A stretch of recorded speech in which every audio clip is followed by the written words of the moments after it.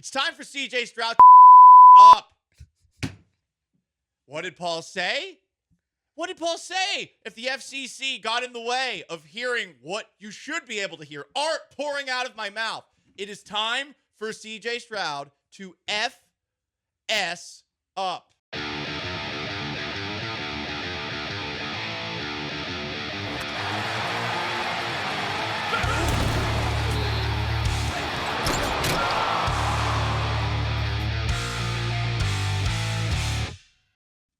It's time for CJ Stroud to do something. He hasn't done it all year long. And Sean, I'm going to ask you to have the dump button ready because I'm about to do things. Multiple things. Sorry. It's going to be in rapid succession. Don't worry about it. You got 8 seconds. If you're watching on YouTube or you're watching on Twitch, guess what? You'll be able to hear it. If you're listening on the podcast, Apple Podcasts and Spotify, you'll be able to hear it. Maybe? Yes, you will. It's time for CJ Stroud up. What did Paul say? What did Paul say? If the FCC got in the way of hearing what you should be able to hear, art pouring out of my mouth, it is time for CJ Stroud to FS up. I agree. He needs to step up. I need the real CJ Stroud to stand out. It's about time. The CJ Stroud from last year. From the Browns game last year where he was balling. From the Colts game last year where he threw that deep touchdown pass to Nico Collins. Yeah. That's what I need. I need Nico Collins, 80-yard touchdown, 70-yard touchdown, wherever the kickoff return goes now, I don't remember. First play of the game. Give it to me.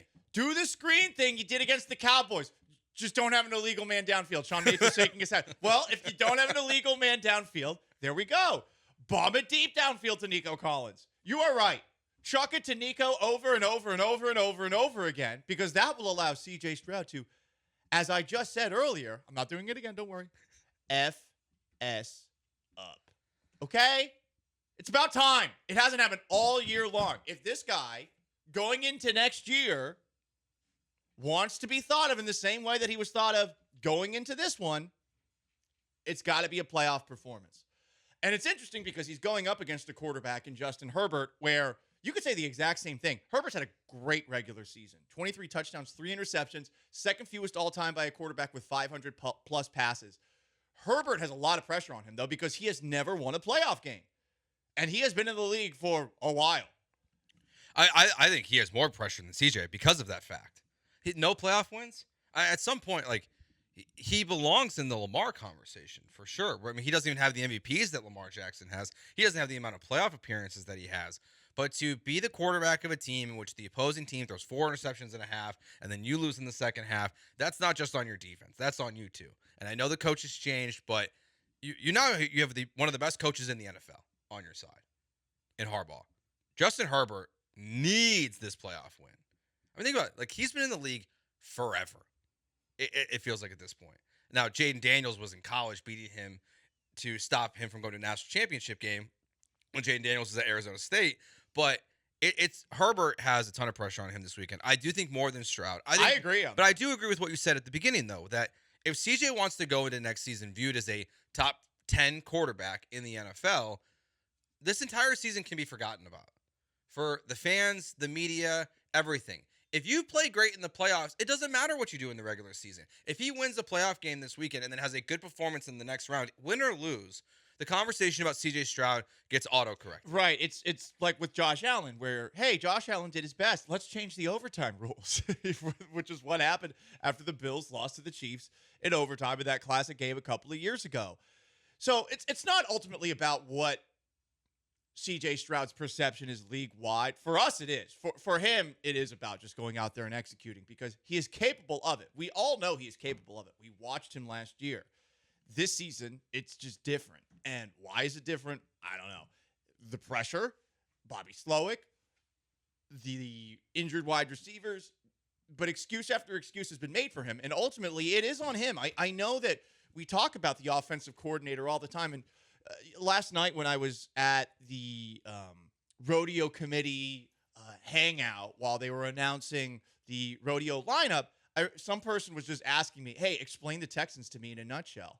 this person doesn't know anything about football. And I was saying, well, a lot of criticism about the offensive line, a lot of criticism about the offensive coordinator. And this person said, like, oh, not a lot of criticism about the quarterback. And I mean, the funny thing is, you remove yourself from the equation entirely or situation, and you say you're not going to look at it with your battle red or your deep steel blue colored glasses. Like, you want Stroud to be good. We all want him to be good. But I mean, he's part of this just as much as Slowick, just as much as the offensive line, if not more. And we've been so hesitant to say it. So, hey, Saturday, shut us all up. That's tomorrow. That is almost 27 hours away. 27 and a half hours away. It's time. It's time. We've been waiting all year for it. We haven't seen it really once for a full game. Can he do it against the Chargers defense? It's one of the best in the NFL. Probably not, but if he does it, don't we look at this team this year a little bit differently, even though the regular season has been so frustrating? Yes, we do. Absolutely. And I think to what you're saying, Paul, is that if he goes out there and lays an egg and he's as bad as he's been towards the end of the season, no, don't do that. Then the blame, I think, to the questions of like people questioning CJ Stroud and it hasn't really happened, that's when it starts to come up. Is at some point the quarterback's going to start to get the blame. And I feel like going into year 3, if he is coming off a disastrous playoff performance, the conversation's going to shift. It's going to shift about D'Amico. It's going to shift about CJ. The narrative around the Texans is going to flip totally. That going the next season, we're going to be talking how far away is D'Amico from the hot seat? Are you concerned about paying CJ Stroud $60 million because that's right around the corner? Like all these things. This feels like a big narrative building game for him in either direction. And I really don't feel like it's going to be somewhere in the middle. Feels like everyone's going to be back in on the wagon, or people are going to be jumping off as fast as possible. Oh, no. Don't want the latter thing to happen. Agreed. I think a lot of people are already off it, though. I think specifically for CJ. Like I think the CJ wagon, like people are largely it's the still one wagon they're all still on. Yeah, it's the one part of this where like, and D'Amico for the most part, I think people are still firm believers, but it's hard to be this franchise in which you are a 9-7, 10-7 football team. You play at 3:30 on Saturday, and to have the performance you did last year against Cleveland versus the regular season this year, if you follow that up with a dud, people will be angsty. Like they will have a lot of angst about the way they feel about the future of the Texans after feeling so positive last year. Mm-hmm. Just get the win. I'd like to have some positive vibes back. I'd like to go back into feeling like a plucky underdog round 2, as opposed to being a plucky underdog in your own backyard in a round that you honestly own. You're 5-2 all time at NRG Stadium Saturday at 3:30. It's funny. People always assume they lose all the time. Like that sort of goes to show how irrelevant this franchise is on a national stage. But I mean, they generally do well here, and you are going up against a team that has its own choking issues. On the text line, 713-780-3776. You want to jump in by call, by text from the 832. Harbaugh's a better coach than D'Amico. It's all on Stroud to win this. The scary thing is, continues this texter, that Chargers defense is way better than that Ravens defense from last year. I would agree with that.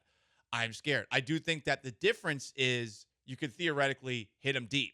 But the real question is Stroud going to have the time to do that, given the offensive line and what it's been this year, despite largely being healthy? Now, you're putting Juice Scruggs at right guard. You got the interior concerns me for sure. And with the waves of linebackers that the Chargers can put in and out and sub in and out, they're going to have fresh legs all game to run after CJ Stroud. And the unfortunate thing is this team has a running back who's great in Joe Mixon, but their inability to run block ultimately makes Joe Mixon's role in tomorrow's game one that you're expecting to be minimal, because against good defenses, they've struggled to run the ball. It's basically Mixon just making bleep happen. Yeah, and honestly, to have a rookie and Blake Fisher out there at right tackle, this is going to be the deadliest combo of players that he's faced yet. He hasn't faced it. This is a big ask, honestly, for Blake Fisher to go out there against what they're going to do, and whether it's run blocking or pass blocking. And look, you've got 3 guys that are less than 2 years into the NFL from center to right tackle. It is not an experienced group. And a right tackle playing left guard. Yeah, a right tackle playing left guard. And an oft-penalized left tackle who's still one of the best in the game or something. It's not great. And Joe Mixon, for him to have success, it's going to be a lot of what it's been this year, where it's been poor blocking, Mm-hmm. but he finds the right cut. He finds the spot, the weakness in the defense, and he's doing a majority of the work. Even when he's had his best games this year, it's not like it's been like super well blocked for him. He's done a lot of this on his own, which is part of the reason why it's been so impressive this year. It's not what Saquon Barkley has had in Philly and Derrick Henry has had in Baltimore. A lot of it's just been Joe Mixon. Like they have to give him some holes and some. I mean, DJ talked about on Tuesday. They have to run the ball to win this game. As much as CJ Stroud's important, if you can't run the ball and you're averaging, 1 yard a carry like they've done against, like Detroit, that ain't gonna fly this weekend.